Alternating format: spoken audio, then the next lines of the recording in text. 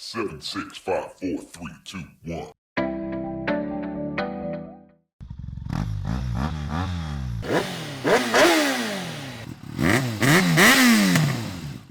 I veliki pozdrav svima, dobrodošli u novi klip u kojem ću, kao što vidite iz naslova klipa, da pričam moje iskustva i mišljenja u vezi ove kacige koju koristim sada već nekih 4 mjeseca, znači koristim je od, da li je bio kraj aprila, početak maja, nisam tačno siguran, i koristim do sada, evo, već dosta kilometara da kažem, nekih 5000 sigurno.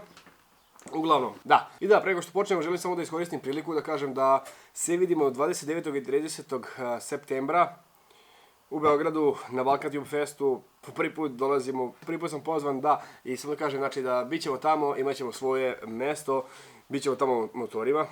Bit ćemo ja, Filip sa Fucking Riders kanala i Tomo sa kanala Biker Baja, ili još bolje ga znate sa Šta da jedem. Imat ćemo znači svoje mesto, prikrećemo tamo motore, bledat ćemo, slikat ćemo samo naravno i sve to. I da kažem, samo u subotu, da li u 1, ja mislim da u 1, u maloj hali, to jest u amfiteatru, ćemo da držimo neki govor, nemam pojma, neku... Pričat ćemo o temi, o motorima i bezbednosti u saobraćaju, bezbednosti u vožnji motora. Tako da ko želi ili ko već dolazi, dođite subotu 1 u tu malu halu da se družimo, čisto da malo pričamo i to, a naravno bit ćemo tamo oba dana, pa ćemo moći da slikamo i sve to. Tako da vidimo se 29. i 30. u Beogradu. A sada se vratim na kacigu. Evo ovako, kao što sam rekao, negdje kraj aprila, početak maja je koristim. Već je bio klip o tome, znači može da se nabavi u motobajku u Kaću. Cena je bila 16.500 dinara, sad znači sa pin lokom, što mislim da je dobra cena. E sada znači, pre nego što počnem bilo što da kažem, bitno je da razgraničite i da stavite sve kacige u određene znači klase, da kažem. Ne možete da poredite ovu kacigu i kacigu koja košta 500 evra. Ne možete porediti ovu kacigu i kacigu koja košta 90 evra. Ne, bukvalno znači morate da znate da postoje klase cenovne, to je cenovni rangovi gdje su određene klase kaciga, i da znate, to je da budete svjesni i realni šta možete da očekujete od koje klase, od kojeg cenovnog ranga.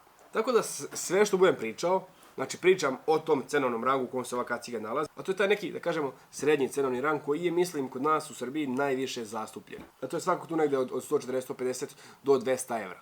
Znači, ajde da kažemo da je taj cenovni rang, ili da kažemo od 15 do 23-4 hiljade dinara. E sad, da se bacimo na kacigu. Kaciga je stvarno udobna i prijatna za nošenje, ima brzu kopču, kome to znači, meni je generalno svejedno. Svi kažu da je dupla D kopča, sportska kopča i da je sigurnija. Ovdje imamo brzu kopču, ali koja je metalna, to jest od titanijuma, tako da ne bi trebalo ni sa njom da bude problema. Nije kao što neke kacige prave plastične kopče, ali opet, čisto da napomenemo. Kaciga ima sunčane naočare integrisane koje stvarno, mislim, nema šta dobro da radi pa radi, znači spusti se, podigneš se, ali moram da kažem da je zanimljiva nijansa, znači nije da vam toliko smeta, nije da vam skroz zacrni, više onako nešto između crnog i plavkastog, da kažemo, prijatno na očima, nije da je jako crno, nije da je svetlo, neki optimum koji mi lično odgovara. Zatim da kažem da imamo prilično širok ugao gledanja, znači, naravno ne može se porediti sa nekim kacigama koji imaju baš širok, ali kažemo da je poprilično velik ugao gledanja, nije skučeno kao oko nekih. Zatim, ventilacija. Prilično, da kažemo, bitna stvar kod kaciga, a opet u ovom cenovnom rangu ne možemo da očekujemo previše. Ova kaciga jeste zadovoljava neka moja očekivanja koja nisu bila na nešto visokom nivou, pošto znam i svjestan sam koji je to cenovni rang, tako da nisam očekivao previše, ali da kažem da je nadmašila moje očekivanja. Imamo 2 otvora za ventilaciju, gore imamo samo 2 položaja, otvoren, zatvoren, dole također, sad ne znam koliko vidite što ovdje imam kameru, isto, otvoren skroz, zatvoren skroz, nemamo one fancy, znači kad imamo 3 položaja, otvoren polu i skroz, zatvoren, nazad imamo izlazi gdje taj vazduh izlazi, imamo lepu nalepnicu koju možete vidjeti nabaviti ovakve ili slične, imamo znači motoraški butik, shop, to je shop na Instagram, možete baciti pogled, link je u opisu, imamo nekih par nalepnica, zvaničnih nalepnica kanala, tako da možete pogledati. Uglavnom, otvor za ventilaciju gdje izlazi, koji je uvijek otvoren, znači nema zatvaranja. E sad, vidimo da je u pitanju jedan sasvim modern i savremen dizajn kacige, znači nije ono koji jajasta, nego imate neke malo deformacije u obliku koje lepo izgledaju. Imamo ovdje jedan dobar sistem za zatvaranje vizira koji radi sa nekom okrugom. Jednostavno, vidite kada... Jednostavno, kako funkcioniše? Funkcioniše tako da kad vi zatvarate vizir, da ga ono odalji, malo ga odaljava, i onda kad ga zatvorite skroz, ova oprava ga povuče. I onda on nalegne na ovu gumu i tu nema curenja vazduha. I stvarno nema. Naprimjer, na prošloj kacigi sam imao taj neki problem da mi je tu između vizira i ove gume ulazio malo vazduh i tačno kako, ovako je išao i tu me je pod oko gađao. I bukvalno je bilo neprijatno na nekim određenim brzinama, neprijatno da se vozi i da vas tu vetar udara non stop. Ovdje je mnogo bolja situacija, kad ga zatvorite skroz, ovdje ga povuče na tu gumu i nema tog ulaska vazduha. Također što imamo, ali ne vidimo ovdje od kamere, prvo da pokušamo ovako.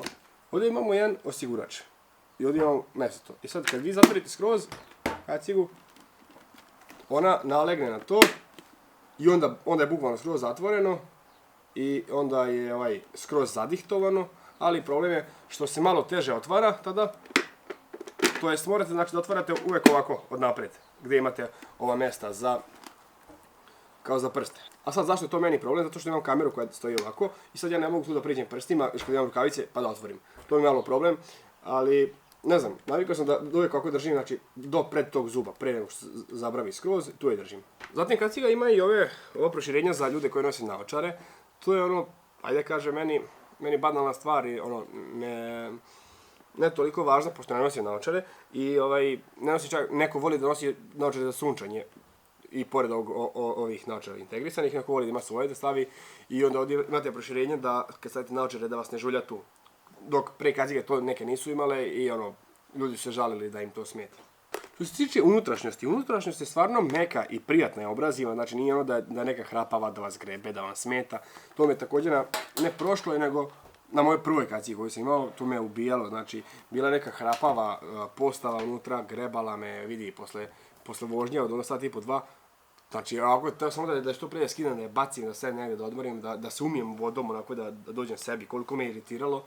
Kod ove to nije. Da, danas već sve kacige, kažem, stavljaju te malo prijatnije materijale, blaže i mekše, tako da kažem da to je standard, ali opet da napomenem. Sad dolazimo do buke, ili zvučne izolacije. Opet dolazimo do jedne stvari, znači da je u kom smo cenovnom rangu i što da očekujemo. U ovom cenovnom rangu ne treba puno očekivati. Stvarno ne treba puno očekivati i ne znam za kacigu do nekih 150-200 € da ima dobru zvučnu izolaciju. To je da ima odličnu ili savršenu zvučnu izolaciju. Jednostavno, ja mislim da to ne postoji. Tako i ova. Do nekih, hajde da kažemo, 100 na sat, 90 na sat je okej. Onda posle toga, onako proporcionalno, što veća brzina, to je gore.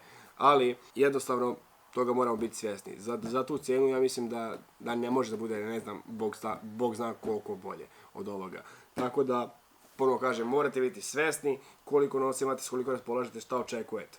Ako želite tišu kaciju sa boljom izolacijom, sa boljom ventilacijom, morat ćete da izvojite više novca od ovoga. Ali, opet kažem, sve ko šta voli, koliko može da priušti i to je to.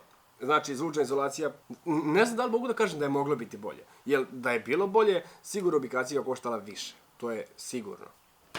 Sad dolazimo do one stvari koje još, kažem da je zanimljiva što dolazi u toj cijeni. To jeste, znači, da dobijamo pinlock. Kad pogledate pinlock za neke skuplje kacige, 3.500–4.000 dinara, tako da pogledate, ovo vam je super stvar što dobijate pinlock u ovoj cijeni.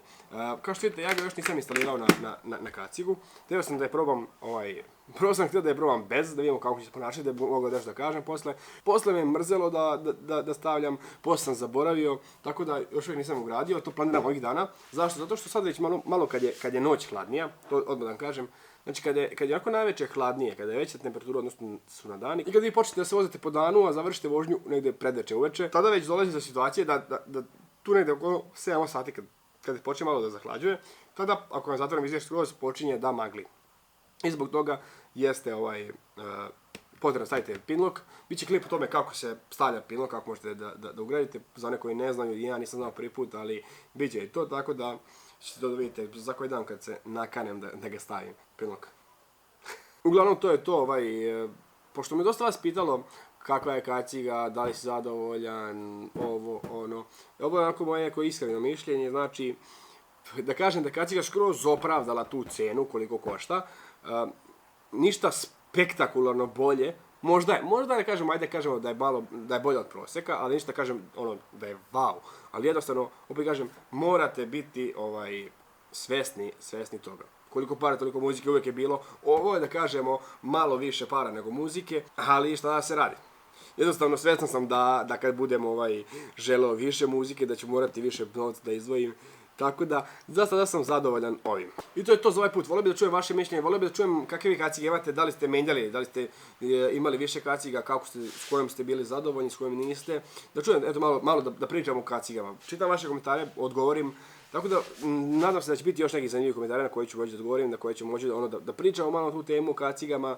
Volio da vidim šta vi nosite, tako da pišite obavezno i naravno, ako vam se video klip, obavezno lajkujte, prijavite na kanal koji još uvijek niste za još dobrih motovlogova. Biće testova motora, novih polovnih, biće svega. Biće malo ovako neke recenzije, neke opreme, sve na vreme i to je to. Uglavnom da, još jednom kažem, vidimo se 29.30. u Beogradu na Balkan TV Festu i to je to. Vozite oprezno, nosite opremu i vidimo se na drumu. Ćao ljudi! 7, 6, 5, 4, 3, 2, 1.